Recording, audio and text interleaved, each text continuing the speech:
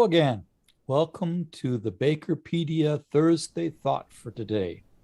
My name is Mark Floerke, and I'm the Baked in Science podcast host for Bakerpedia. Today, I would like to draw your attention to flour quality.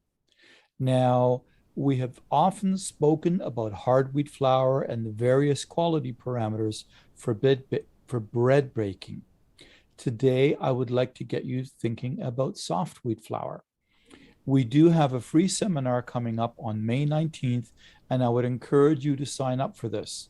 Go to www.bakerpedia.com and click on Baker Academy, then sign up. Okay, so soft wheat flour. This is a different variety than the wheat we get our bread flour from. The kernels are not as densely packed and look more opaque. They are also literally softer in firmness as a result compared to, hard wheat. While soft wheat has bran, a starch endosperm, and wheat germ, just like hard wheat does, because of the less dense characteristics of the kernel, it is also milled slightly differently. Soft wheat has less total protein, and the gluten is often a little higher in the extensible gliadin portion. The way that soft wheat is milled, it is also a little finer in particle size than hard wheat flour. A simple kitchen trick when someone has mixed up the lids to the flour bins is to take a handful of flour and clench it in your fist. Hard wheat flour will not clump together as readily, if at all, whereas soft wheat flour will clump together more easily, as it is finer and the greater amount of surface area allows the moisture in the flour particle to stick together. Soft wheat is used to make cake and pastry flour, as well as chlorinated high-ratio cake flour.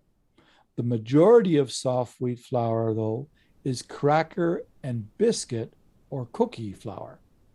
In the States, we call it cookie and cracker flour, and in the rest of the world, it's called cracker and biscuit flour. Attempting to make traditional crackers with hard wheat will invite all sorts of issues. The cracker would either become much too hard or lack crispness and be almost rubbery and chewy. As with most quality baked goods, it all starts with the flour. You are best served to know the quality of the flour you need and how to read a COA for that flour. To set out and produce the best cracker without dough stickiness and not checking or cracking of the cracker, the right amount of crispiness and crunchiness, it all starts with the flour quality. It's not enough to just look at the protein value and call it a day. The quality of that protein is key. Absorption rates, extensibility, enzyme activity, moisture, ash, all provide indicators of how to manage your dough for optimum success. Soft wheat flour brings just the right amount of tenderness to the products. Have you ever had a pie crust that was tough and chewy and not very flaky at all? It may be that the wrong type of flour was used, perhaps an all-purpose flour instead of soft wheat pastry flour, which is another term used for cracker and biscuit flour. When making a laminated puff pastry dough, some people will misinterpret the process and use bread flour, thinking they will get a better puff. This usually does not extend as well and produces a tough and chewy pastry. Now, using only pastry flour for puff pastry or Danish pastry or croissants would not provide enough strength to capture the steam and rise nicely. For puff pastry and Danish especially, a little more tenderness in the bite is desired.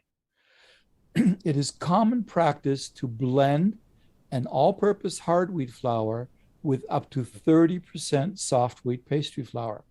Once again, understanding the various quality parameters of your flour gives you more control an ability to adjust your desired processing and outcomes. Remember to sign up for the free Cracker and Biscuit Flour Quality Seminar sponsored by Chopin Technologies. You are bound to learn a lot and will have nothing to lose but investing an hour of your time. There is also a live Q&A session after the presentation for additional burning questions you may be inspired to ask. That is your Thursday Thoughts for today. I'm Mark Floerke, your Baked in Science podcast host for Bakerpedia. Happy Thursday, everyone.